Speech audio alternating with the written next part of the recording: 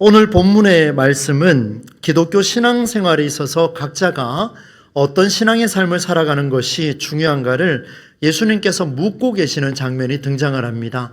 오늘 우리 황보민국 전사님이 혼자서 일당백으로 주의 말씀 듣고서 준행하는 자는 이 찬송을 불러주더라고요. 그래서 참 생각을 했습니다. 참 귀하다. 어떻게 저렇게 생각을 했을까. 말씀을 보면서 준비하는 그 마음이 참 들었다라는 생각이 들었습니다. 사실은 지난 주간에 제가 그 찬송을 부르면서 보냈거든요. 여러분, 이 찬송 가사처럼 오늘 본문의 메시지처럼 여러분의 올 한 해 동안 삶이 모래성을 쌓아서 무너지는 삶이 아니라 반석 위에 신앙의 집을 잘 세우셔서 흔들리지 아니하고 무너지지 않는 여러분의 삶과 여러분의 자녀들과 여러분의 가문이 될 수 있기를 주의 이름으로 축원합니다. 그 구체적인 역사가 어떻게 이루어지는가를 오늘 성경을 통해서 한번 볼 텐데요. 역시나 하나님께서는 위대하십니다.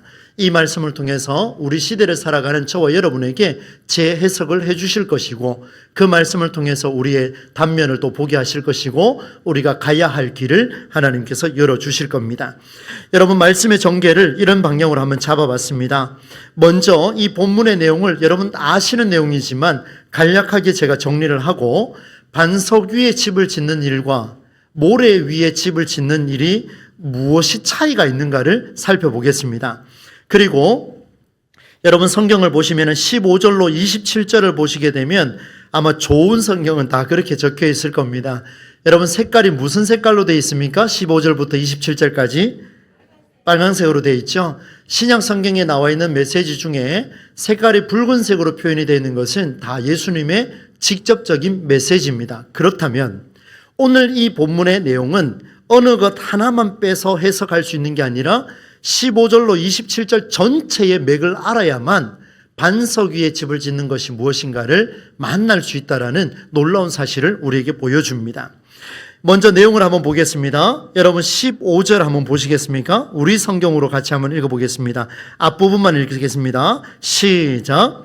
거짓 선지자들을 삼가라. 거짓 선지자들을 삼가라. 무슨 연유이신지 예수님께서 지금 강력하게 선언하고 있습니다. 거짓 선지자들을 삼가라. 아마 이렇게 표현하지 않았을까 그런 생각을 해보는데 거짓 선지자들이 누굴까요? 오늘 내용을 보시게 되면 겉은 겉모습이죠. 양의 옷을 입었는데 속은 굶주린 이리 같은 자들이다 이렇게 결론을 내려버렸습니다. 그리고 그들의 열매를 보면 알 것이다 설명을 해주시는데요. 가시나무가 포도를 맺을 수 없는 것처럼 엉겅퀴가 무화과를 거둘 수 없는 것처럼 때가 되면 저놈이 가시나무인지 저놈이 엉겅퀴인지 다 드러난다는 겁니다. 아무리 발버둥 쳐봐야 그게 열매는 그렇게 드러날 수밖에 없다 보여주죠. 그러면서 하시는 이야기가 좋은 나무가 나쁜 열매를 맺을 수 없고 나쁜 나무가 좋은 열매를 맺을 수 없다. 우리 성경으로는 아름다운 열매를 맺을 수 없다. 이렇게 결론을 내렸습니다. 좋은 열매를 맺지 못하면 예수님이 이렇게 말씀하셨습니다. 찍어서 꺾은 다음에 불에 어떻게 한다고 그럽니까? 던져버리겠다, 태워버리겠다 이렇게 말씀하셨습니다. 이 말씀이 언뜻 보면 이해가 되기도 하고 또 한편으로 볼 때는 이게 무슨 말씀인가 의아해지는 그런 대목인데 예수님이 제자들의 모습을 아마 보셨을까요? 예수님이 설명을 이어가고 있습니다. 무슨 설명을 하냐면 얘들아 나더러 주여 주여 하고 말한다고 해서 다 천국에 들어가는 게 아니다. 갑자기 심각해졌습니다. 다 주여 주여 하고 말한다고 해서 전부 다 천국에 가는 게 아니다. 내 아버지 하늘에 계신 분의 뜻을 실행하는 사람이 들어갈 것이다. 이렇게 말씀하셨어요. 그때 많은 사람이 이렇게 말할 거야. 주님의 이름으로 우리도 예언했고요. 주님의 이름으로 우리도 귀신을 쫓아냈고요. 주님의 이름으로 우리도 능력을 행했거든요. 근데 무슨 말씀이십니까? 이렇게 물을 거다. 근데 내가 그때 이렇게 말할 거야. 예수님이 이렇게 말씀하십니다. 나는 당신들을 알지 못한다. 나한테서 썩 물러가시오. 그리고 강력한 메시지를 주시는데 그 말씀을 23절에 보시면 이렇게 표현합니다. 불법을 저지르는 사람들이요. 예수님이요. 지금 단단히 뿔이 났습니다. 예수님이 지금 너무나 심각하게 말씀을 하고 계시는 거예요. 그러면서 이어서 하시는 이야기가 내 말을 듣고 실행하는 자는 집을 반석 위에 짓는 거지만 내 말을 듣고 실행하지 않으면 그 집은 모래 위에 짓는 것과 같다. 이렇게 이제 결론을 내려버렸습니다. 내용을 짧게 다루었습니다. 그렇다면 이제 반석 위에 집을 짓는 일과 모래 위에 집을 짓는 일의 차이점이 무엇인지 구체적으로 만나보겠습니다. 여러분, 현 시대에, 우리 시대에 성경은 우리에게 무엇을 말하고 싶은지 깊은 의도가 들어있습니다. 설교자가 이걸 찾지 못하고 듣는 여러분들이 이것을 영적으로 분별하지 못한다면 저와 여러분이 이 자리는요, 정말 공허하기 짝이 없습니다. 오늘 오후 시간은 저 또한 그것을 찾아내고 여러분도 성령의 감동하심을 통해서 마음판에 새겨지는 은혜가 있기를 바랍니다. 여러분, 거짓 선지자들을 삼가라 물어보겠습니다. 거짓 선지자가 누구입니까? 거짓 선지자들은 도대체 누구를 지칭하는 겁니까? 거짓 선지자들을 삼가라 하고 이 말씀을 해석을 했으니까 끝까지 27절을 보여주셨으니 그러면 자세히 들여다보면 거짓 선지자들이 누구인지가 27절까지 다 드러난다는 것을 알 수가 있습니다. 거짓 선지자들이 누구일까? 예수님의 의도로 볼 때 거짓 선지자들은 반석이 아닌 모래 위에 집을 짓는 자들을 거짓 선지자들이다 이렇게 칭하는 겁니다. 이들은 좋은 나무가 아니라 나쁜 나무며 나쁜 나무는 좋은 열매를 거둘 수가 없습니다. 예수님이 거짓 선지자들이 누구인지, 그들의 이름이 무엇인지, 그들의 모임이 무엇인지, 그들이 어느 교회 다니는지 아무것도 지금 설명하지 않습니다. 그냥 한마디만 하십니다. 한번 따라서 할까요? 거짓 선지자들을 삼가라. 누군지를 모르는 거예요, 지금. 거짓 선지자들을 삼가라. 양의 탈을 쓰고 속에는 이리와 같은 그런 그 이상한 생각을 갖고 있는 그런 사람들을 삼가라 하는데 보니까 거짓 선지자들이 누구인지, 그 사람의 이름이 무엇인지, 그가 어디에 살고 있는지 뭐 아무것도 지금 밝힌 게 없습니다. 그럼 도대체 누구냐 이 말입니다. 그래서 보니까 특정하진 않았지만 드러난 말씀으로 볼 때 거짓 선지자들은 일단 확실한 것은 나쁜 나무입니다. 한번 따라서 할까요? 거짓 선지자들은 나쁜 나무라. 감사합니다. 오후 시간에 졸지 말라고 이제 힘을 내자는 겁니다. 거짓 선지자들은 나쁜 나무라. 그리고 예수님 말씀하셨어요. 그래, 나쁜 나무는 열매를 보면 알 거야. 이렇게 말씀하셨어요. 그래서 열매를 맺지 못하면 꺾어서 불에 던져버릴 것이라 이렇게 말씀하셨습니다. 자, 여기까지 결론을 짓자면 예수님께서 말씀하신 거짓 선지자들은 누구냐? 좋은 나무가 아니더라는 거예요. 양의 탈을 쓰고 이리와 같은 생각을 갖고 있는 자들이라는 겁니다. 열매를 아무리 좋게 맺고 싶어도 맺지 못할 것이다. 언젠간 다 드러날 것이다 라고 결론을 내렸습니다. 자, 그러면 여러분, 이제 반드시 우리는 좋은 열매를 맺어야 하겠습니다. 그러면 어떤 열매를 맺어야 좋은 열매라고 말할 수 있을까? 이게 관건입니다. 도대체 어떤 열매를 맺어야 좋은 열매라고 할 수 있을까? 자, 여러분, 이제 한번 잘 들어보십시오. 예수님이 이런 말씀으로 설명을 이어가고 있습니다. 제가 앞부분에 다 설명을 해드렸죠. 그런데 중요한 포인트가 있습니다. 들어보십시오. 첫 번째, 나더러 주여 주여 하는 사람이라고 해서 모두 천국에 들어가는 게 아니며 하늘에 계신 내 아버지의 뜻을 행하는 사람이라야 한다. 이렇게 말씀하셨습니다. 자, 물어보겠습니다. 주여 주여. 우리 예배 때마다 제가 주여라고 부르고 기도하자고 이야기를 하는데 주여 주여라고 부르면 다 천국에 못 간대요. 그럼 불러야 됩니까? 안 불러야 됩니까? 그래도 불러야 됩니까? 신앙이 되게 좋으신 것 같아요. 그 정도 된다면 자, 다 못 간대요. 어차피 못 갈 건데 그럼 나는 어떻게 할 것이냐 심각하게 고민이 되는 거죠. 그래 혹자 그런 이야기 하더라고요. 우리 부흥회 가보면 주여 삼창합니다. 주여 주여. 제가 지난 하품 거기 가서도요, 막 아이들 데리고요, 막 주여 3번 막 부르짖었습니다. 3번 부르면 하나님 들으시고 2번 부르면 적당하기 때문에 어떤 사람은 가고 어떤 사람은 안 갑니까? 한 번 부르면 아예 못 갑니까? 그런 차원이 아니지 않습니까? 그런데 여러분 보십시오. 주님을 찾으며 부르짖으며 하나님 앞에 주여 주여라고 부르짖는 일은 물어보겠습니다. 귀한 일입니까? 귀하지 않은 일입니까? 다시 묻겠습니다. 주여 주여라고 부르짖었는데 다 천국에 못 간대요. 그럼 부르짖어야 됩니까? 안 부르짖어야 됩니까? 헷갈리는데요. 여러분 어느 편입니까 도대체? 여러분 보세요. 성경이요, 오전에도 말씀드렸지만 이런 구절이 굉장히 많습니다. 찾는 자라고 해서 다 못 들어간다는, 그럼 어떻게 받아들여야 될 것인가? 그래도 일단은 걸리긴 걸려야 되니까 주여 주여 계속 부르짖어야 됩니까? 이게 말이 되느냐 이 말입니다. 물론 형식적으로 주여라고 부르짖음을 경고하는 본문이긴 합니다. 형식적으로 부르짖지 말라, 이 말씀이 맞아요. 그런데 안 하는 것보다 낫지는 않습니까? 저는 그런 생각이 들었습니다. 여러분처럼 교회에 오지 않는 것보다 나와서 앉아있는 게 더 낫다고 우리 말하지 않습니까? 그래, 부르짖으라는 거예요. 어떻게든 부르짖는 게 맞다. 그런데 여러분, 다 들어가지 못한다고 이야기하는데 예레미야 33장 3절 말씀에 보면 세 번역으로 이런 구절이 있습니다. 네가 나를 부르면, 이 하나님 말씀하시는 거예요. 네가 나를 부르면 내가 너에게 어떻게 한다 그럽니까? 응답하겠고 네가 모르는 크고 놀라운 비밀을 너에게, 자, 부르짖어야 됩니까? 안 부르짖어야 됩니까? 예수님 말씀하셨습니다. 다 부르짖어도 천국에 다 못 간다. 어떻게 해야 됩니까? 갑자기 고민이 되십니까? 헷갈리는 거예요. 여러분, 성경을 한번 보십시오. 이 말씀이 나중에 풀릴 겁니다. 한번 들어보십시오. 그 다음 두 번째 이야기. 이랬다 저랬다. 이 무슨 말이지? 헷갈리죠? 그때에 사람들이 이렇게 말한답니다. 주여, 주여. 이 그대로 성경에 있는 그대로입니다. 우리가 주님의 이름으로 예언했지 않습니까? 저를 이야기하면 제가 주님의 이름으로 말씀을 선포했지 않습니까? 왜 저 천국을 못 갑니까? 제가 주님의 이름으로 주일 성수 열심히 했지 않습니까? 제가 주님의 이름으로 성경을 막 백독 통독 했지 않습니까? 왜 천국에 못 갑니까? 지금 이렇게 물어보는 거예요. 내가 이렇게 열심히 살았는데 왜 우리 가문에는 신앙의 유업을 잘 이어하지 못합니까?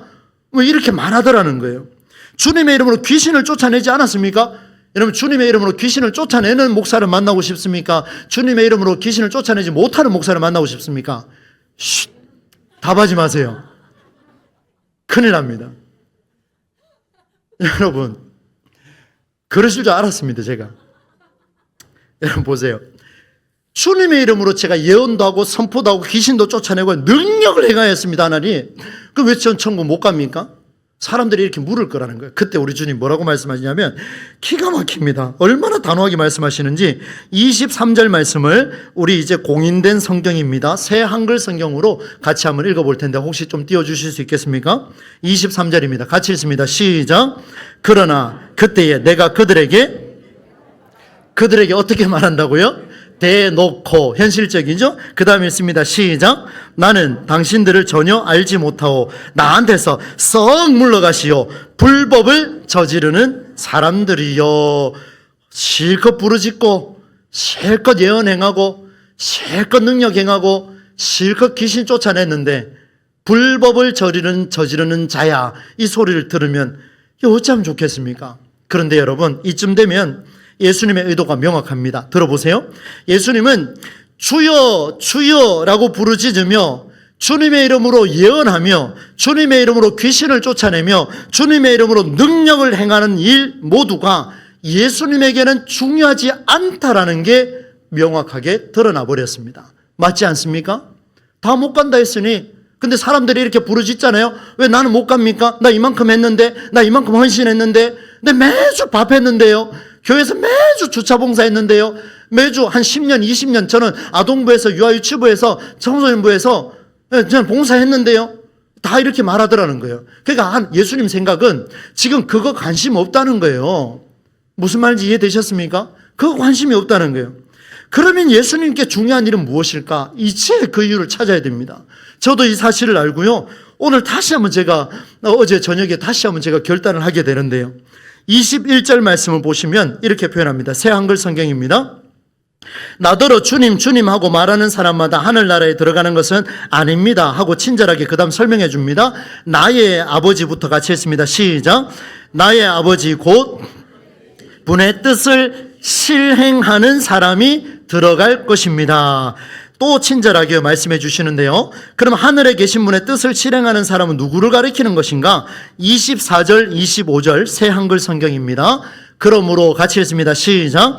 그러므로 누구든지 나의 이 말을 듣고 그것을 실행하는 사람이 있다고 합시다. 이 무슨 말입니까? 있다고 합시다. 예수님 이야기입니다. 그 다음 그는부터 같이 했습니다. 시작. 그는 자기 집을 바위 위에 지은 생각 깊은 사람과 같을 것입니다. 나중에 비가 내리고 물난리가 났습니다. 또 바람이 일어 그 집에 불어닥쳤습니다. 그러나 그 집은 무너지지 않았습니다. 바위 위에 기초가 놓인 까닭이지요. 비가 오고 물나며 바람 부딪혀도, 그죠?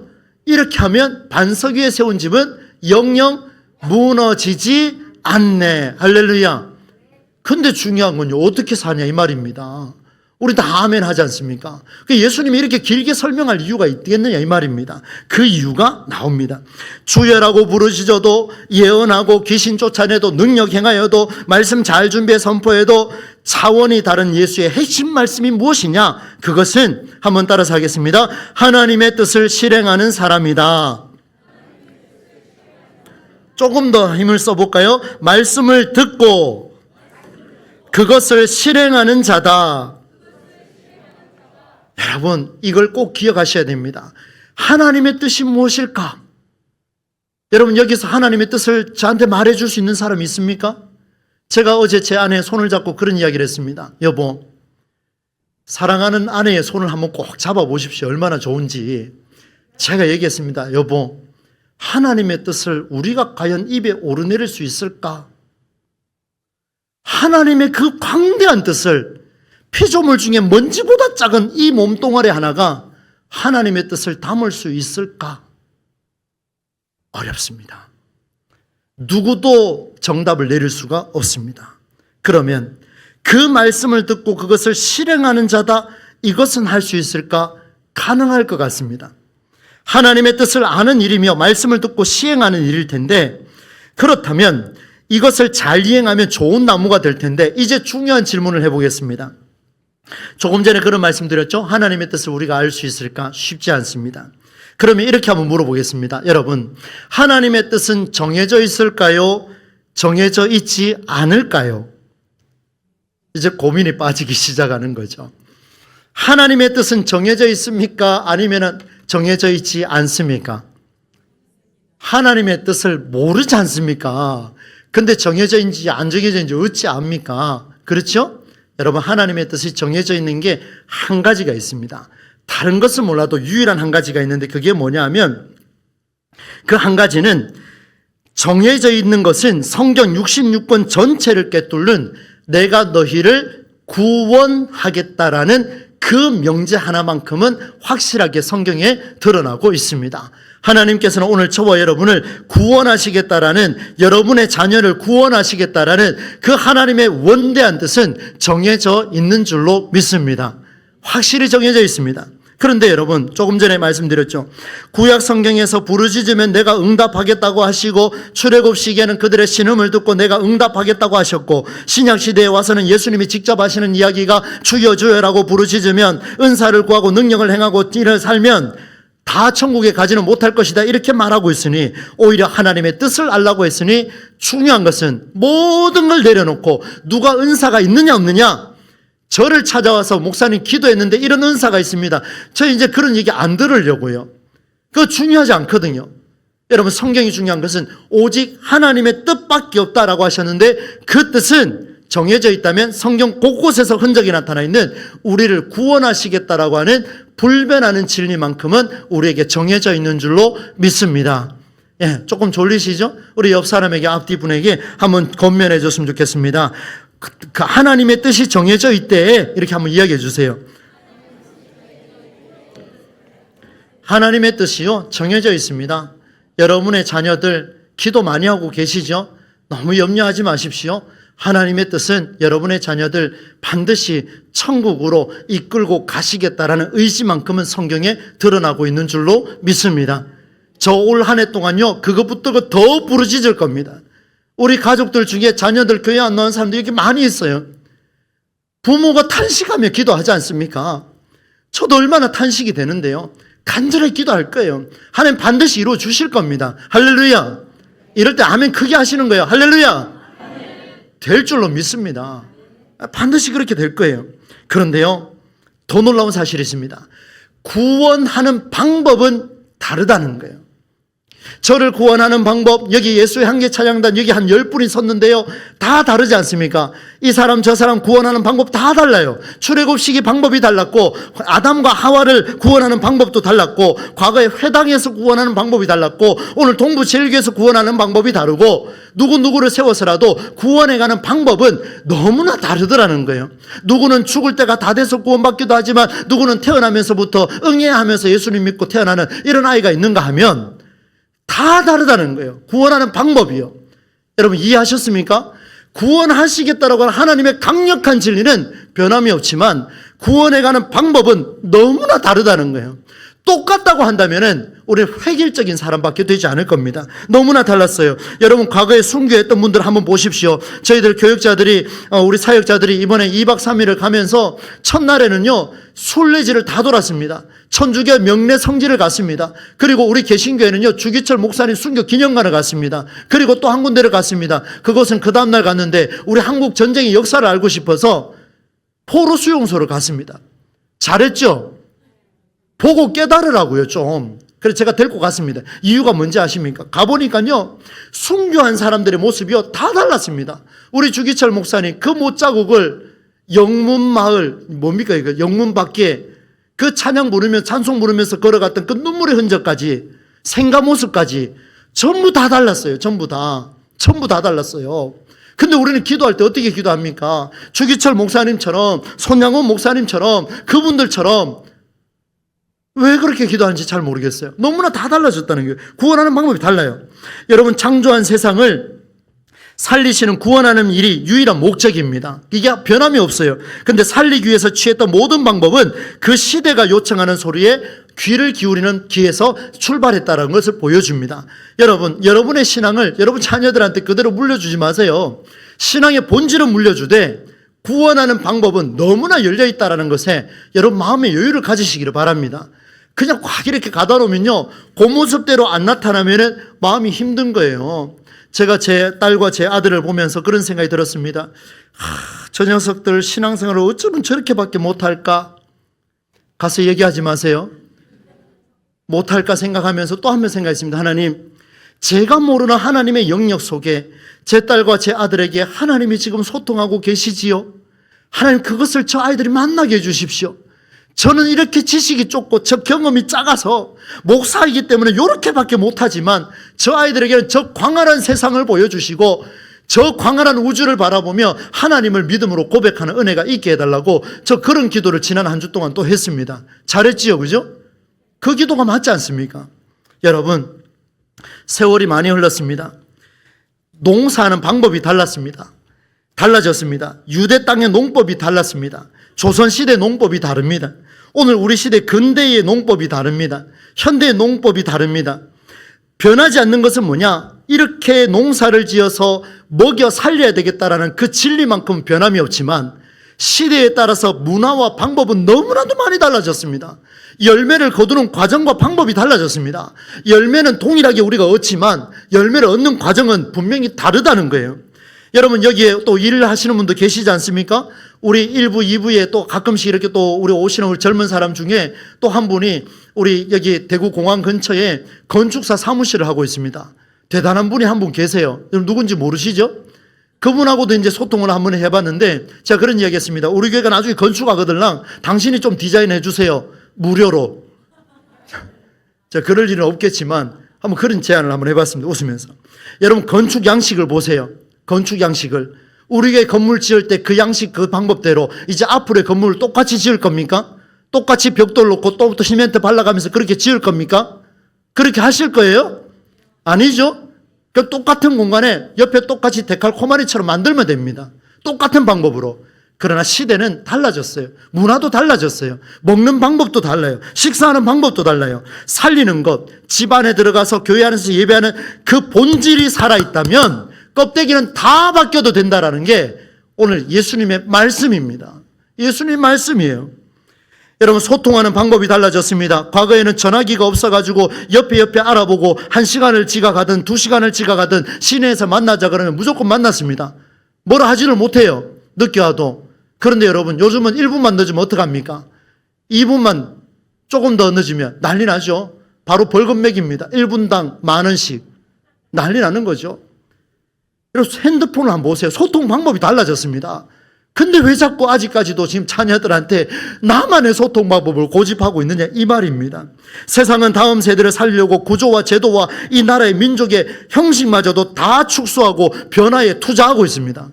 우리 교회는요, 한국 교회는요, 우리 이제 어떻게 합니까? 좀 깨어날 때가 되지 않았습니까? 여러분, 교회 예배와 형식도 다 달라졌습니다. 과거에는 저녁 예배를 고집하다가 지금 오후 예배를 드리고 있습니다. 누구도 말하지 않아요. 이제는 앞으로 또 어떻게 바뀔지 몰라요. 건물 양식 바뀌었습니다. 구원하는 일은 똑같습니다. 하나님이 우리를 구원하겠다라고 하는 그 구원은 확실하지만 구원하는 방법은 다 달라졌습니다. 어떤 사람은 찬양을 통해 구원받기도 하고, 어떤 사람은 말씀을 통해 듣다가 구원받기도 하고, 어떤 사람은 병원에 누워있다가 한 번도 교회 가지 않다가 갑자기 세례받고 예수님 믿고 천국 가는 사람도 있는가 하면 구원의 방식이 다 다르잖아요. 그럼 그런 사람들한테 이야기할 겁니까? 가서 당신은 교회 한 번도 안 왔기 때문에 지옥 간다고? 누가 그런 소리를 할 수 있습니까? 말 못하는 거예요. 여러분, 금요 기도에 제가 부르짖자고 그렇게 광고하는데요, 제가 알아요. 안 오는 거 알아요. 저도요. 기도 스타일이 달라요. 오히려 금요 기도에 같이 막 제가 얼마 부르짖는지 압니까? 막 주여 하고 막 부르짖고요, 땀이 다 젖을 정도로 막 혼미백산할 정도로 집에 가면 완전 뻗어버립니다. 그렇게 쏟아내는데요, 그 기도 스타일에 이게 적응 안 된 사람은요, 오면 오히려 힘듭니다. 안 오는 게 나을 수도 있어요, 사실은.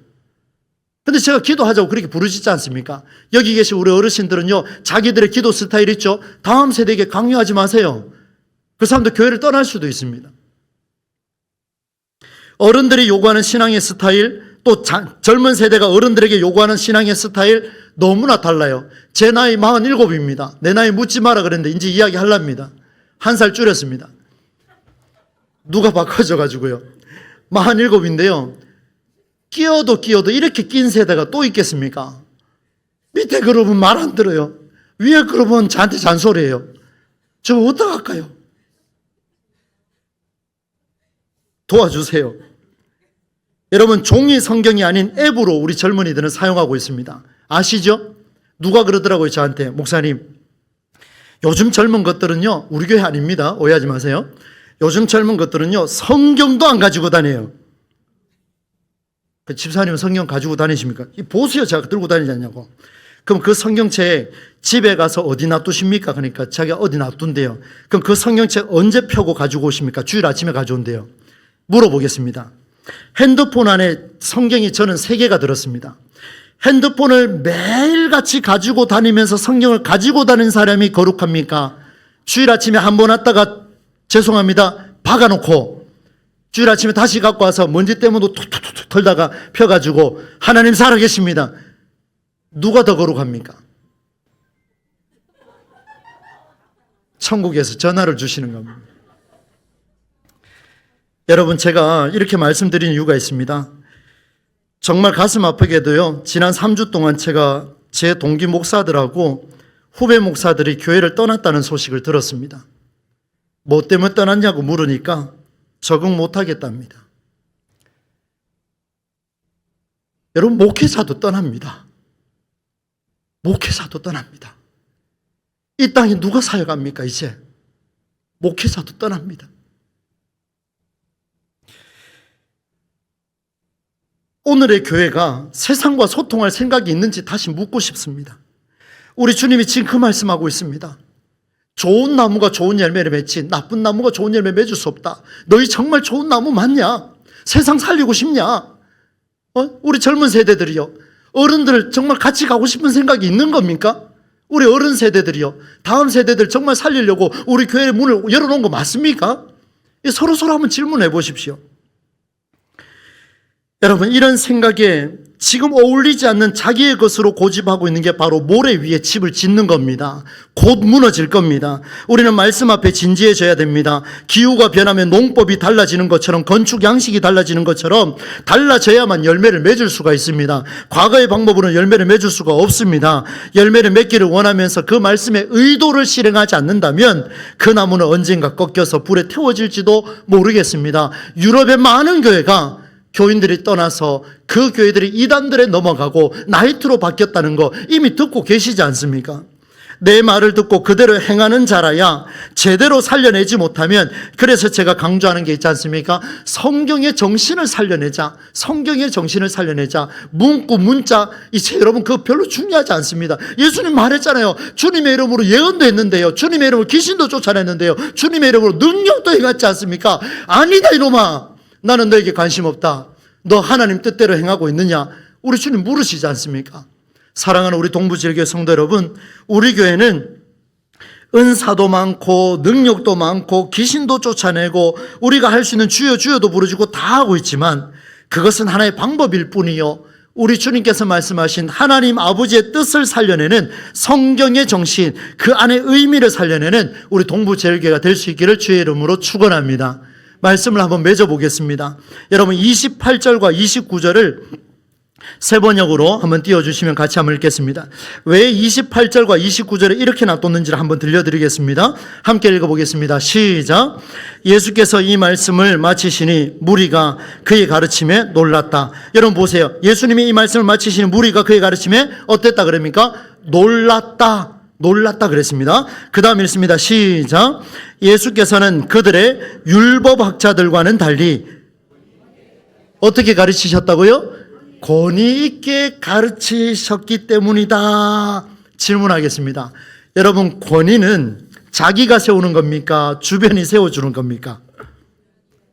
잘 아시네요. 여러분, 목사의 권위는 제가 여기 나타나서 여러분 제가 위임받은 목사입니다.